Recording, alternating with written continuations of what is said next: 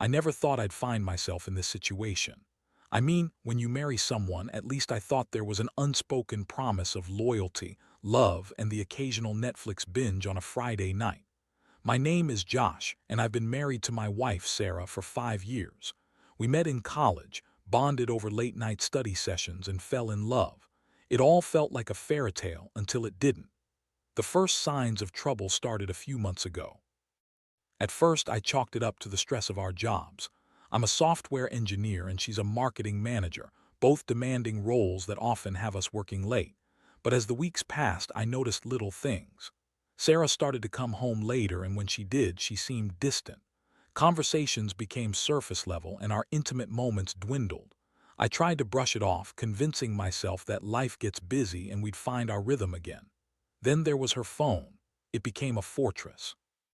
I remember one evening she received a text while I was in the kitchen. She quickly turned her screen away from me, her face flushing. I asked who it was and she shot back with a sharp, "It's just work." I didn't want to press, but that response felt off, like the instinctual nudge that whispers, something isn't right. Things escalated. One night Sarah came home hours late, claiming she was at a colleague's happy hour. I couldn't shake the feeling that something was wrong. I decided to hire a private investigator, a guy named Dave who came highly recommended. The idea wasn't to spy on her, it was to ease my mind. I wanted proof that my fears were unfounded. Maybe I just needed reassurance. I remember the day I got the call from Dave. Instead of the reassuring news I hoped for, I was met with an unsettling silence. "Josh," he said, his voice low, "I think you need to come down to my office." My heart raced as I drove there, my mind running wild with possibilities. Had he found something? Did he need me to identify someone? When I arrived, Dave was waiting, his expression grave. He pulled out his phone and showed me a series of photos. There was Sarah, laughing and flirting with a guy I didn't recognize. They were at a bar and the chemistry was undeniable. It was like a punch to the gut. I felt bile rise in my throat. It was the exact moment I knew my world was crashing. The evidence was clear and my heart sank.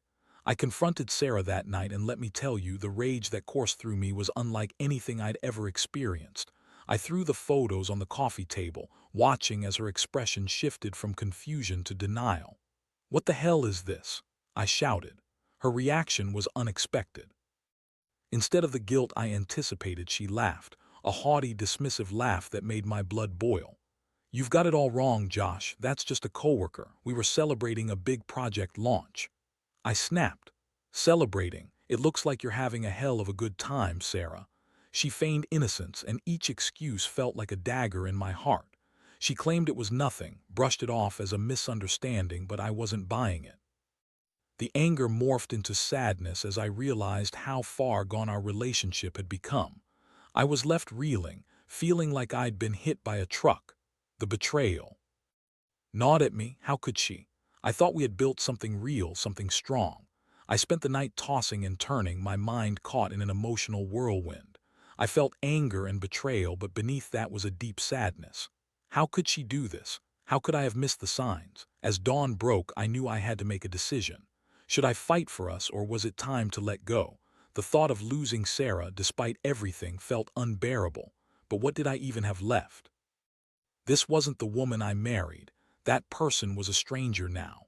I needed to figure out what to do next, whether to confront her about the affair or find a way to salvage whatever was left of our marriage. The more I thought about it, the more I realized that I deserved better. But what did better look like in this situation? I knew I had to confront her again, but I needed to come armed with more than just anger. I needed a plan. This was just the beginning of my journey through heartbreak, betrayal, and the quest for revenge. After that fateful confrontation, I felt like I was caught in a storm. The emotional turmoil was relentless. Every time I closed my eyes, I saw Sarah laughing with that guy. It was as if the image was etched in my mind, playing on repeat. I tried to reach out to friends for support, but I was hesitant. How do you tell someone your wife is cheating on you? It felt like admitting defeat, and I wasn't ready for that. I spent the next few days in a haze, oscillating between anger and despair. I went to work, but my mind was elsewhere. My colleagues must have noticed something was off because I was unusually quiet, and I kept making careless mistakes. The only time I felt a semblance of peace was when I was alone. I'd go for late-night drives, letting the road and the cool night air drown out the chaos in my head. But I couldn't move on. I needed answers. My first step was to dig deeper into Sarah's life. I went through her social media accounts, looking for anything that could give me more context. Sure enough, I found photos tagged with that same guy, Evan. They were at parties in group photos, some with flirty comments. The pain was unbearable, but I couldn't look away. It felt like being a voyeur in my own life, watching the woman I loved share moments with someone else. I took a breath, and the next day I decided to pay Dave another visit. I needed to know if he had uncovered more evidence. I arrived at his office, feeling a mix of determination and dread. When I walked in, he was going over some notes. He looked up and immediately understood the gravity of my visit. "Josh," he said, "I've got more for you." My heart raced as he handed me a folder. Inside were more photographs, timestamps, and even snippets of conversations he'd managed to capture through discreet surveillance. It turned out Evan was not just a coworker, he was a guy from her past, someone she had reconnected with online before they met. The realization hit me like a freight train. "Seems like they've been seeing each other for months," Dave said, his voice steady. "You deserve to know the truth." I felt my knees weaken. The betrayal cut deeper than I imagined. I barely managed to nod and thank him, but my mind was racing even faster now. I needed to act, and I needed to do it soon. That night I devised a plan. I wouldn't confront her with accusations and chaos. Instead, I would gather evidence. I wanted her to look me in the eye when I revealed what I knew. I invested in a small camera and set it up in our living room, a place where she often hung out when I was at work. I figured if I couldn't catch her in the act, I could at least document her behavior. I didn't want to be just another victim. I wanted to be the one who controlled the narrative. Days passed and I watched her come and go, trying to act normal. She seemed blissfully unaware of my suspicions, and that was almost infuriating. But I kept my cool. I wanted her to relax, to let her guard down. I even indulged in small talk, asking about her day and her plans, pretending everything was fine. Then came the moment I had been waiting for. One evening I was working late, but I made sure to leave the camera running. I had a gut feeling that something might happen. At around 8 p.m. I received a notification on my phone. The camera had detected movement. I rushed to check the live feed and felt a tightening in my chest as I watched Sarah walk into the room, Evan following closely behind. My heart raced. I felt like I was witnessing a train wreck in slow motion. They were laughing and she looked radiant. It made my sick. I could barely breathe as I watched them hug, the intimacy of the moment slicing through me like a knife. I cursed under my breath, replaying the video over and over. Did she think I was oblivious? It was all so surreal. I wanted to scream, to pull her into the reality she was avoiding, but I needed to remain calm. I decided to let it play out, let her unravel her own story. I couldn't confront her yet. I needed more evidence, more understanding of her deceit. The next few days were torturous as I watched the footage. I learned their patterns and her lies. They saw each other almost every evening I was at work. "Just another late night at the office," she'd text me while I watched her with him, laughing and flirting. I felt a range of emotions, anger, sadness, but also a strange sense of empowerment. I had control now, and I was not going to sit back and let her continue this charade. With each new piece of evidence, my resolve hardened. I didn't want to wallow in betrayal. I wanted revenge. I was done being the victim in my own life story. I was ready to confront Sarah, not just as a wronged husband, but as a man who had regained his strength. The moment of reckoning was coming, and I wanted her to feel the weight of her choices. I began crafting my plan, picturing the confrontation in vivid detail. It wouldn't just be about exposing her. It would be about reclaiming my dignity. I had been wronged, and I was ready to make her understand the gravity of her actions. The time for playing the victim was over. I would be the one to speak my truth. It was time for Sarah to face the consequences. The days leading up to the confrontation felt like an eternity. I had gathered enough evidence to build my case, but I knew I had to be strategic about it. I didn't want this to devolve into a screaming match. I wanted clarity. I wanted her to see how her actions had shattered the trust we built together. I decided to set a date for the confrontation, Friday night. It was the same evening she planned to go out with her friends, or so she said. I knew she would be in a good mood, which might give me an edge. I envisioned the moment where I would reveal everything, and as that image settled in my mind, it quelled the nerves swirling inside me. Friday rolled around, and I felt a strange mix of anticipation and dread. I had taken the day off work, mentally preparing myself for the emotional battle ahead. The house felt charged with tension as I cleaned up, pacing back and forth like a caged animal. I wanted to create an environment conducive to truth, so I turned down the lights, lighting a couple of candles to soften the ambience. It felt surreal, preparing for what I knew would be a night of fireworks. Sarah came home that evening, clearly excited about her plans. She wore a new dress that hugged her figure in all the right places. My heart sank a little when I saw how happy she looked, blissfully unaware of the storm that was about to hit. She breezed past me, calling out, "Hey, you won't believe how great my day was." "Really? Tell me about it," I said, forcing a smile, keeping my tone light. But as she chattered on about work and her plans, I felt like I was watching a play unfold, completely detached from the reality that was about to collide with her fantasy. I let her talk, all the while my blood simmered beneath the surface. I clung to the thought that soon she would have to face the truth, and everything she'd built on lies would come crashing down. As the evening wore on, I glanced at the clock. It was almost time. "Hey, before you head out tonight, can I talk to you?" I asked. Her smile faltered for a split second, and I saw a flicker of concern. "Sure, what's up? Let's sit down for a moment." My heart raced as we settled on the couch, the flickering candlelight casting dramatic shadows around us. I took a deep breath, trying to calm the chaos in my mind. "Sarah, I need to talk to you about something serious," I began, my voice steady. "It's about your recent nights out." She looked at me, confusion mixing with a hint of guilt. "What do you mean? I've just been out with friends." I leaned forward, pulling out my phone. "You know, you've been spending a lot of time with Evan." I played the video, the image of their laughter and intimacy filling the room.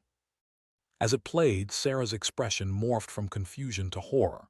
"Josh, wait, this isn't what it looks like," she exclaimed, but I wasn't having any of it.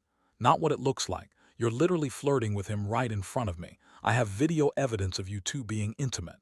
I couldn't contain the anger swelling inside me. I had prepared for this moment, but seeing her face filled with panic pushed me over the edge. "Please, just let me explain," she pleaded, her voice shaking.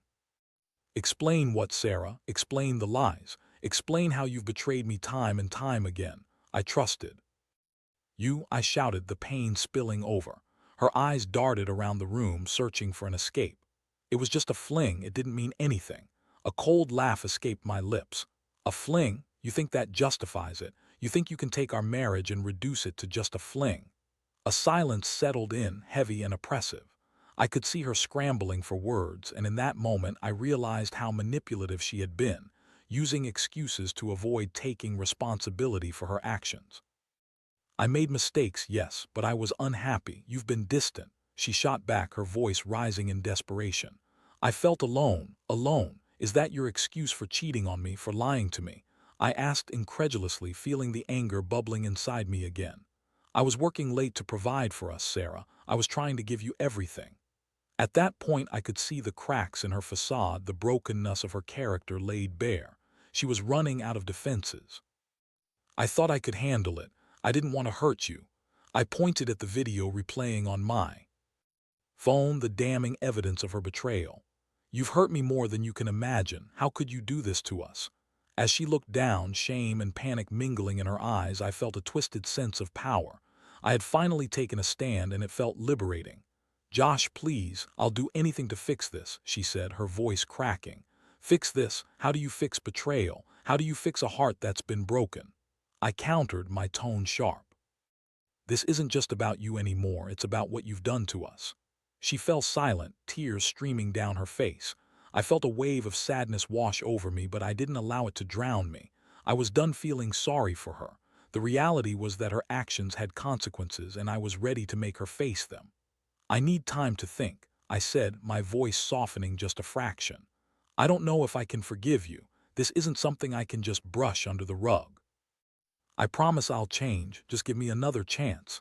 She begged, but I was already shutting down. I wouldn't be swayed by her pleas. I stood up, walking toward the door. I need space, Sarah. I can't even look at you right now. As I left the room, I felt the weight of the world on my shoulders. I had confronted her, but at what cost? Would our relationship ever be salvageable, or had she broken something that could never be repaired? In the quiet of my room, I reflected on what had just happened. I had exposed her lies, but the emotional fallout was still unfolding.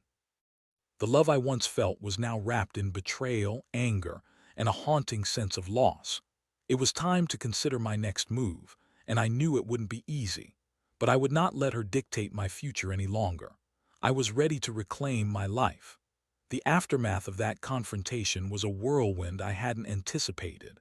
I felt like I had stepped off a roller coaster, my heart still racing but my mind struggling to catch up with what had just happened. I had confronted Sarah, exposed her betrayal, and yet I was left with an unsettling emptiness. I had expected a sense of relief, a catharsis of sorts, but instead I was plagued with doubt and uncertainty. In the days that followed, the house felt like a battlefield.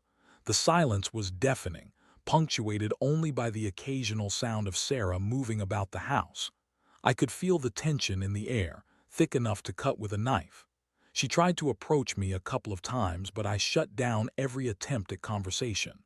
What was there to say? I needed time to process everything, and every time she spoke, it only rekindled the anger I had worked so hard to quell. I started spending more time outside the house, taking long drives to clear my head. I went to the gym, pushing myself harder than I had in years, as if each rep could help me shed the weight of betrayal.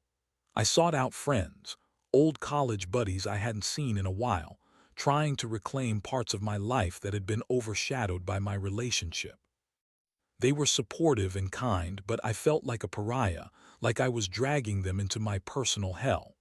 I didn't want pity. I just wanted to escape my reality for a moment. Sarah sent me countless texts, each one more desperate than the last. I'm sorry, let's talk, I love you. They all felt like hollow words to me. Love. How could she love me when she was so ready to throw everything away for a fling? I couldn't respond, I wouldn't.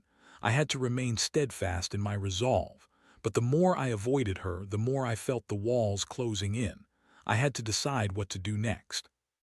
I couldn't continue living in this limbo, and yet the thought of ending things completely felt like admitting defeat. I loved her despite everything, and that love had been real. But could I trust her again? Was it worth the risk to try and rebuild? One night I sat on the couch staring at the wall when I got a message that made my heart drop. It was from Dave, the private investigator I had hired. Josh, we need to meet. I have something important to discuss. My stomach knotted. I thought I had seen it all, but this felt different. I met him the next day at a cafe. The clatter of cups and the aroma of coffee faded into the background as I sat across from him, my heart pounding. What's going on? I asked, dread creeping into my voice. He looked serious, a stark contrast to the jovial man I had met previously. I've followed up on some leads regarding Evan, he began, leaning forward. And it turns out there's more to the story than you know. He pulled out a folder, handing it to me. I opened it and my eyes widened at the contents. Photos. More photos of Sarah and Evan, but these were different. They were taken in various locations, restaurants, parks, even a hotel. My stomach twisted as I realized the extent of their relationship. This wasn't just a fling. This was an affair that had been premeditated, carried out over several months. My hands trembled as I flipped through the images, each one more gut-wrenching than the last. Josh, I know this is difficult, but you deserve to know the truth. Evan isn't just a coworker or a passing fling. They've been involved for quite some time, Dave said, his voice steady. I wanted to make sure you had all the information before deciding. Your next steps. I felt my world spinning. The betrayal I had already been grappling with was now compounded by the realization that Sarah had been lying to me on a grand scale. I was furious, but amidst that anger, a flicker of clarity arose. I couldn't let this go on any longer. I had to confront her again, this time with undeniable proof of her infidelity. Thanks, Dave, I said, swallowing hard. I appreciate it. I need to think about what to do next. I left the cafe, my mind racing. I was angry, hurt, and betrayed, but I was also resolute. I had the evidence I needed to hold Sarah accountable. This was no longer just about her actions. It was about my self-respect and the future I wanted for myself. That evening, I returned home, my heart heavy but with a newfound determination. I found Sarah sitting on the couch, her eyes red and swollen from crying. Part of me felt a twinge of empathy for her, but the anger quickly drowned it out. "I know about Evan," I said flatly, watching her face drain of color. "What do you mean?" She stammered, her voice shaky. "Don't play dumb with me, Sarah. I have evidence. I know everything," I declared, pulling out the folder and laying it on the coffee table, the photos of her and Evan spread out like a tapestry of betrayal. Her eyes widened as she took in the images, her breathing quickened. "Josh, please, let me explain." "There's nothing to explain. You've been lying to me this entire time. This wasn't just a mistake, this was a choice." My voice rose as I struggled to contain the storm inside me.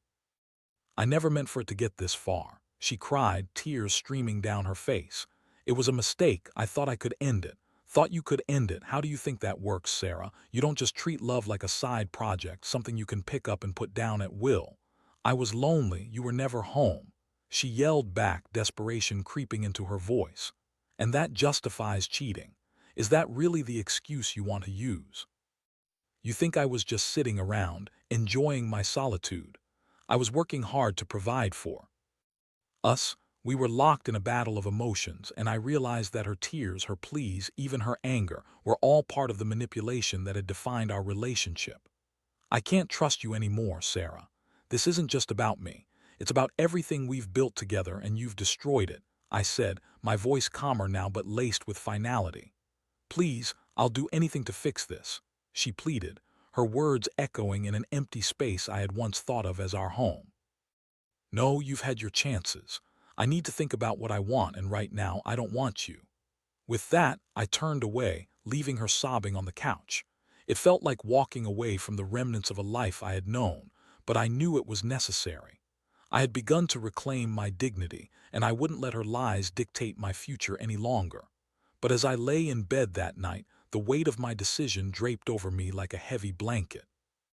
I had confronted Sarah, exposed her infidelity, and ultimately cut ties with the illusion of our marriage. Yet there was still a question looming in my mind. Was I ready to completely sever that bond, or was there still a glimmer of hope for redemption? The journey ahead was unclear, but I knew one thing for certain. Whatever path I chose, it would be on my terms. I had endured enough pain, and it was time to take control of my narrative. The days that followed the confrontation felt like a blur. I was still wrestling with the emotional fallout of everything that had transpired. I had finally confronted Sarah with the truth, but the weight of that moment lingered heavily in my mind. I had uncovered the depth of her betrayal, and although I felt a sense of empowerment for taking a stand, I was also filled with uncertainty about what lay ahead. After that night, Sarah had retreated into herself, leaving me to navigate the quiet chaos of our home. The air was thick with unspoken words, and every corner of the house seemed to echo with memories of our life together. I found myself replaying moments in my mind, our wedding, vacations, quiet nights watching movies. It felt surreal how quickly everything had crumbled. Despite my resolve to move forward, I felt a nagging sense of guilt. Was I being too harsh? Was there still a part of our relationship worth salvaging? I reached out to my best friend Mike for advice. He had been in my shoes before, and his perspective was invaluable. Over coffee one afternoon, I laid everything out for him. "I feel like I'm in this limbo," I admitted. "I know she hurt me, but there's a part of me that wants to believe she can change." Mike looked at me thoughtfully. "Josh, you have to ask yourself what you want. Do you want to rebuild trust with someone who shattered it? It's a long road, and it takes both sides to make it work. You need to prioritize your emotional health." His words struck a chord. I realized I had been so focused on Sarah and her feelings that I had neglected my own. I deserved to prioritize myself, my well-being, and my happiness above all else. But the question remained, how could I move on from this? That evening, I returned home with a newfound sense of clarity. I decided it was time to have one final conversation with Sarah. I needed to lay everything on the table, my feelings, my doubts, and ultimately my decision on how to proceed. When I entered the living room, I found Sarah sitting on the couch, her eyes red from crying. She looked up at me, and for a moment I felt a flicker of empathy, but I reminded myself that empathy wouldn't erase the betrayal. "Can we talk?" I asked, keeping my tone steady. "Of course," she replied, her voice barely above a whisper. I took a deep breath, gathering my thoughts. "I've spent a lot of time thinking about us and what happened. I can't ignore the fact that you broke my trust. You made choices that hurt me, and you need to understand the gravity of that." "I know," she said, her voice trembling. "I'm so sorry, Josh. I never meant to hurt you. It was a mistake, a terrible, terrible mistake." I shook my head, trying to contain the surge of anger. "It wasn't just a mistake, Sarah. You chose to be with him. You chose to lie to me. You can't just brush that aside as a mistake. It was a blatant disregard for our relationship and everything we built together." She nodded, tears streaming down her cheeks. "I realize that now. I can't express how sorry I am. I never thought I could fall into such a dark place. I was lonely, and Evan made me feel wanted again." "Lonely?" I echoed, incredulous. "You think that justifies cheating? Did you ever think about how your actions would affect me? How it would affect us?" "I didn't think. I was caught up in my own emotions, and I pushed you away instead of reaching out. It was a horrible decision, and I know I've lost your trust," she said, her voice breaking. In that moment I saw the weight of her realization, but I also felt the anger bubbling back up. "You don't get to play the victim here, Sarah. I was there for you. I worked late to provide for us, and you didn't tell me you were feeling neglected. You went behind my back. What you did to me is unforgivable." She bowed her head, and for a moment I thought she understood the gravity of her actions. "I'll do anything to earn your trust back," she pleaded. "I love you. I never stopped loving you. I was just lost. Love doesn't excuse betrayal. You broke my heart, and now you want to fix it. I don't even know if I can look at you without feeling betrayed," I said, my voice steadied by the clarity of my thoughts. Sarah's cries filled the room, and I felt a pang of sympathy, but I couldn't let it sway me. "You need to understand that love is built on trust, and you shattered that trust. I can't just forget what you've done." "I know," she whispered, her voice fading. "But please give me a chance to prove that I can be better. I'll go to therapy. I'll do whatever it takes." I paused, weighing the offer. Part of me wanted to believe that we could find our way back, but the other part of me screamed that I would only be setting myself up for more heartbreak. "I need time," I finally said, my voice heavy with the weight of my decision. "I can't say right now what the future holds for us, but I can't stay in this limbo. I need to focus on healing, and I need to see what life looks like without you." Her eyes widened as if she had been dealt a final blow. "You're leaving me?" she asked, her voice cracking. "I don't know if I'm leaving you, but I can't stay like this. Not after what you did," I replied, holding my ground. The silence that followed was deafening. Sarah sat there, her tears falling silently, and I realized I had to be firm. I was reclaiming my life, and I couldn't let her pain cloud my judgment any longer. "I'm going to stay with Mike for a while," I said, my voice steady. "I need space to think about everything. You need to reflect on your actions and what they mean for our future." "Josh, please don't go," she sobbed, reaching out to me. I took a step back, trying to keep my resolve. "I have to do this for me. I hope you understand." With that, I walked out of the room, leaving her crying on the couch, and it felt like walking away from a past I had once cherished. I closed the door behind me, sealing our fractured relationship and stepping into the unknown. The road ahead was going to be difficult, but I knew I was finally taking control of my life. I was on a journey of healing, and I was determined to emerge stronger, no matter how long it took. The pain would sting, the memories would haunt me, but I was finally ready to focus on my own happiness. As I drove away, I felt a strange sense of freedom wash over me. I didn't know what the future would hold, but I was ready to face it head-on, one step at a time. I needed to rebuild myself, and I was committed to ensuring that whatever came next was a reflection of my worth, not a shadow of my past. I spent the next few weeks at Mike's place, trying to reclaim the pieces of myself that I'd lost in the chaos of my marriage. The first few days were a blur of confusion and sadness. I was grateful for Mike's support, but the loneliness crept in during the quiet moments. I felt lost without Sarah, even after everything she had done. The memories replayed in my mind as if they were stuck on a loop, and I struggled to reconcile the love I once felt with the betrayal that had shattered it. I decided to focus on self-care during this time. I threw myself into the gym, picked up new hobbies, and even started journaling. Writing down my thoughts became a therapeutic release. It allowed me to process the flood of emotions I was navigating: anger, sadness, and eventually, a glimmer of hope for the future. One evening, while I was jogging, I ran into an old colleague, Lisa. We had worked on a project together a few years back, and she had always been supportive, often encouraging me to pursue my passions. We chatted for a while, and I opened up about my situation. To my surprise, Lisa was incredibly empathetic and shared her own experiences with heartache. That conversation sparked something in me, a reminder that I wasn't alone in my pain and that healing was possible. It was the first time I felt a sense of connection to the world outside my heartbreak. Slowly, I began to open up to new possibilities, including the idea that I could find love again someday.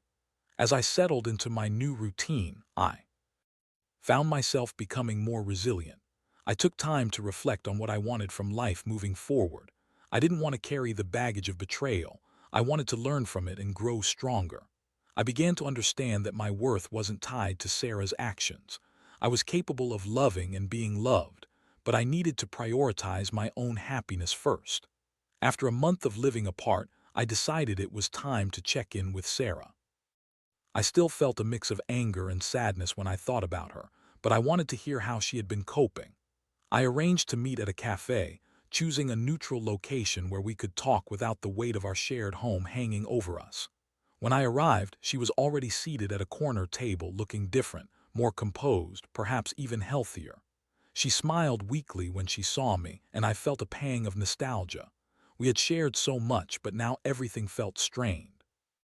"Hey," I said, sliding into the seat across from her.